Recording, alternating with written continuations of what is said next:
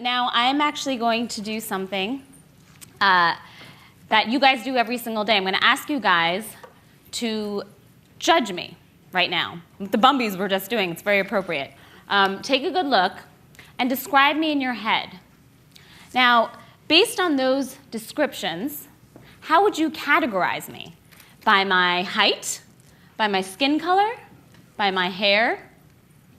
Now, would any of those descriptions scream comic book editor? Maybe my t-shirt, actually. I think that might have given it away.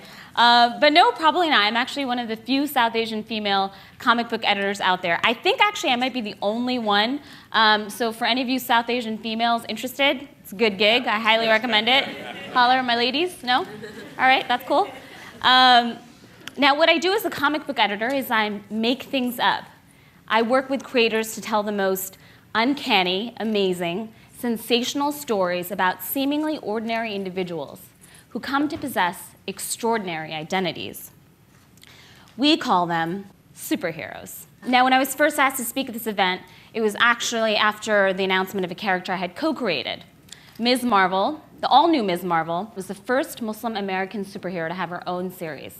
It really was the most obvious thing in the world in my mind. I had created a character that I could identify with. And yet, it was quite possibly the biggest publicity hit Marvel had seen in quite some time. Parents called us thanking us for creating a book that they could finally share with their daughter. Fans called us thanking us for creating a character that they could finally relate to. We had clearly tapped into something really powerful, something people had been craving for quite some time. And yet it was the simplest idea, just masked as the craziest. Now, to understand the origins of Ms. Marvel, we have to take a trip to a land far, far away. A long, long time ago, where a young girl with a cowlick and bad taste in clothes never felt like she could fit in. She didn't look like the other girls in her class, couldn't eat the delicious, delicious BLTs that they could eat. She began to become fascinated with bacon. What is that delicious meat? She had no idea. Her parents weren't on the PTA. She didn't get Christmas presents. And in fact, she had to wear a t-shirt over her bathing suit every single time she swam. So clearly this girl was different, but she did have an outlet. And it wasn't her parents, who she adored, who just didn't quite understand her yet, or her 3 older brothers, who were too busy with hair gel and lightsabers to pay any attention to her. It was something else altogether different. It was the X-Men. Yes. Yes. The X-Men were mutants, individuals with mutated and enhanced genes that triggered at adolescence, giving them superpowers. It was the coolest thing in the world. A woman with brown skin and white hair who could manipulate the weather, a gigantic beast of a man with blue fur, a shy girl with a southern drawl who couldn't touch anyone. So these people were that little girl's safe place. These people she understood because they too were different. And it also helped that they also wore ridiculous looking outfits. I don't know, Mom, I have no idea what you were doing in that picture. I apologize. So the X-Men embraced who they are. Adamantium claws, weird weather controlling habits, mutations. They owned it. They knew who they were, and they would defend it no matter what. So every Saturday morning, when this little girl used to rush down the stairs to watch that show, she felt a little less alone because they had fulfilled a need to see herself in the world outside. So let's talk about why that need existed in the first place. Now, remember what I was asking you guys earlier about categories. Why don't you guys think about the categories that you all belong to? I'm going to do that up here for myself. So I am a Muslim, a woman, an American, a comic book editor, a short person, a lazy person, a nerd. I'm going to ignore that, though. Now, the strange thing about defining yourself in this way is that it simplifies who you are. How can everything that I am be encompassed into a label?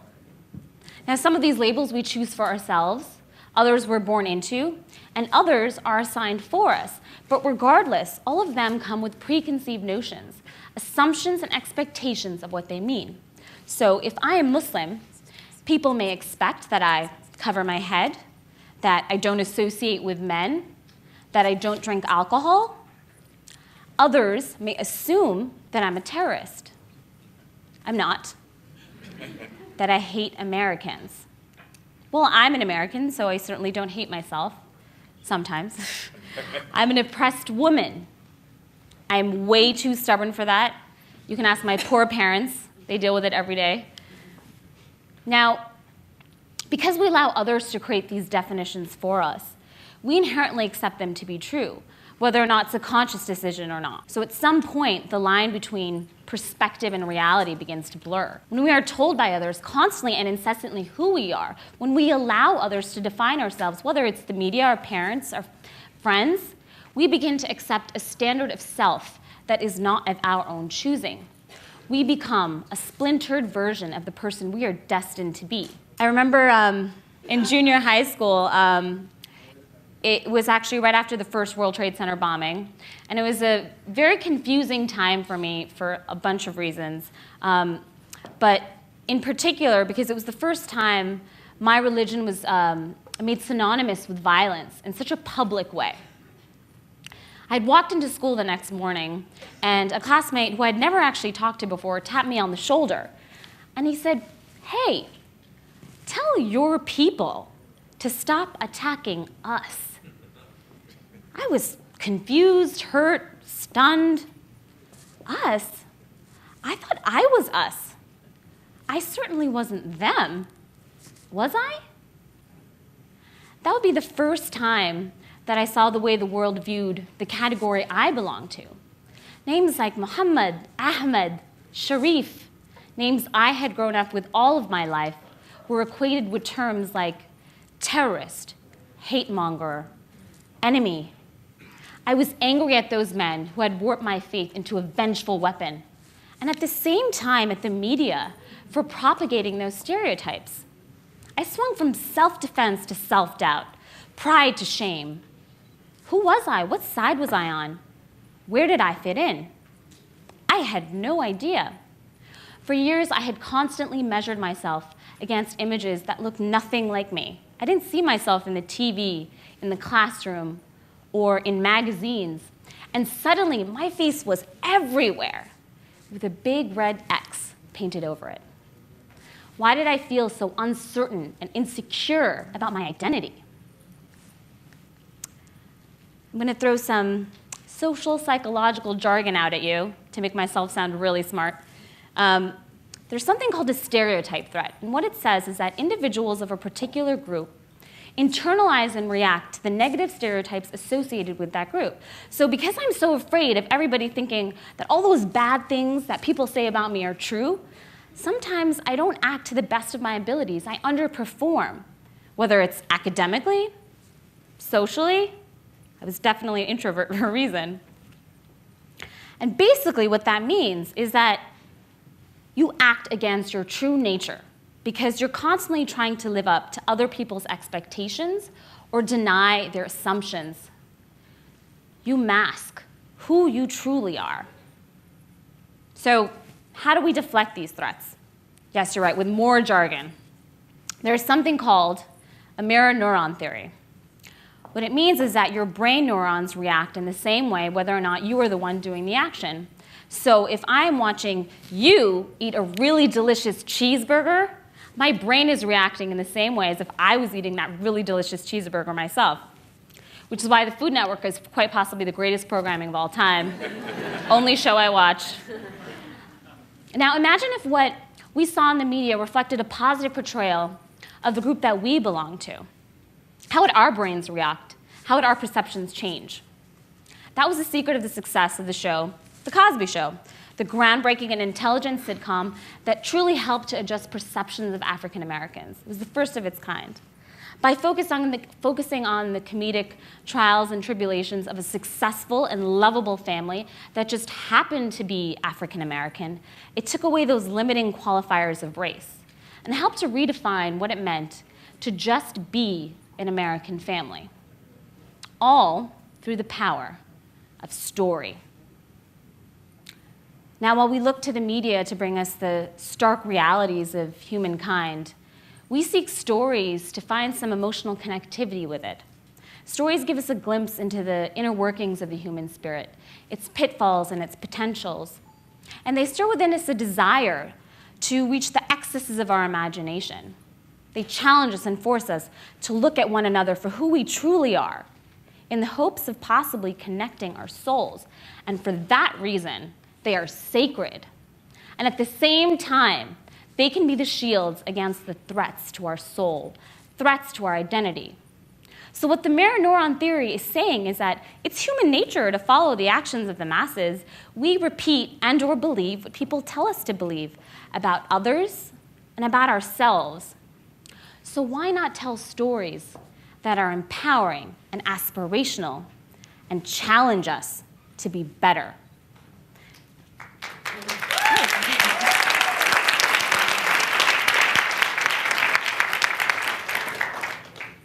That is exactly what superhero stories do. The history of comics is about the misfit, the unlikely hero, the ability to create greatness where there was once doubt. The unassuming Peter Parker, the wallflower who's picked on and misunderstood, gets bitten by a radioactive spider that gives him extraordinary powers and extraordinary responsibilities. Yet his path is filled with villains who would doubt his determination, who would threaten those he loves, threaten his life choices. And yet, Spider-Man, being the hero that he is, would always swing back, he'd always beat the bad guy, and he'd always get the girl. Or girls, in Spider-Man's case. Lots of love drama there. For 75 years, Marvel has been telling the tale of the outcast behind the mask. It's through his flaws and desires that we connect with the heart of the character, so that when he emerges as a hero, we have a real reason to champion him. Because we understand those struggles too, don't we? And we also want to move past them. Heroes make a choice to fight injustice, to protect the innocent, to put the balance back on the side of the good. No matter how much they sacrifice of themselves, they're willing to die for it because they've chosen who they are, and they will defend it no matter what. So when that little girl sat rapt to attention all those years ago at her television screen, watching the X-Men, it wasn't just because they had taken her on an astonishing adventure. It's because they told her that it was okay to be different. In fact, you had to fight for it. Because we all want to be heroes, don't we? And wouldn't it be amazing if heroes looked just like us? So why does a character like Kamala Khan resonate with so many people? Like the first African-American and Latino Spiderman, Miles Morales. Kamala Khan is so much larger than just a pop culture icon. She came together in response to that global subconscious desire for representation, for those Muslim American, bacon-sniffing, short, nerdy girls like me, and for anyone else, regardless of their gender, sexuality, race, religion, who just feel like misfits themselves. In the actual Ms. Marvel series, Kamala Khan is just a girl trying to fit in. She's constantly negotiating, renegotiating who she is, and all of the rules that come with it. Where does she belong? She has no idea. She's still figuring out that journey to her authentic self. But all she knows is that she does not want to be limited by the labels imposed upon her. So really, Kamala Khan's story is everyone's. It's about confronting the labels you've been assigned and sculpting them and redefining them until you figure out who you truly are and what you actually believe. One of my favorite mottos, I actually have it written on a Post-it over my computer. I look at it every single day, and it was said by a poet named Rumi. And it goes, "Do not be satisfied with stories, that which has come before. Unfold your own myth." And that is our challenge. Every single one of us, no matter the categories we've inherited, we must unfold our own myth. And it won't be easy. We're constantly navigating, rearranging, reinventing others' expectations of ourselves every day. But every word we write in the narrative of our own lives, we come closer to uncovering what's beneath our own masks, maybe even embracing that true misfit, that true crazy one within. Oh, it'll be a fight, that's for sure. But that battle for your soul, for your authentic self, it's worth it, isn't it? It's bold, it's brave. In fact, I would say it's heroic. So now, it's your turn. Tell me your story. Thank you.